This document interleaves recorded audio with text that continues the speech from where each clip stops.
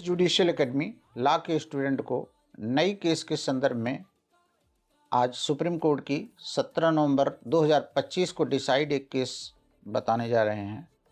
प्रशांत प्रशांत प्रकाश रत्न पारखी बनाम state of Maharashtra. प्रकाश रत्न पारखी बनाम state of Maharashtra 17 नवंबर को डिसाइड हुआ 2025 को, जिसमें एक सामान्य मारपीट हुई, उसके बाद धमकी दी गई, अर्थात 115 बीएनएस यानी भारतीय न्याय संहिता 115 का आरोप लगा चोट का, 351 में धमकी देने का और 310(2) में डकैती का आरोप लगा। यह केस जब हाई कोर्ट तक पहुंचा, बॉम्बे हाई कोर्ट ने दो केसेस में जो थे सामान्य चोट और धमकी की केस को रद्द कर दिया और तीसरी केस चलाने के लिए अनुमति दी।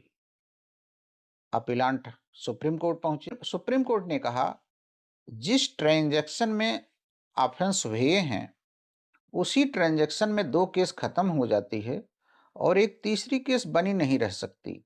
उसी घटनाक्रम पर ही तीसरी केस है, इसलिए ये डकैती का भी मुकदमा नहीं चल सकता है। सिंगल ट्रांजैक्शन का एक सिद्धांत उन्होंने बताया कि सिंगल ट्रांजैक्शन सिंगल लेन देन का मैटर है।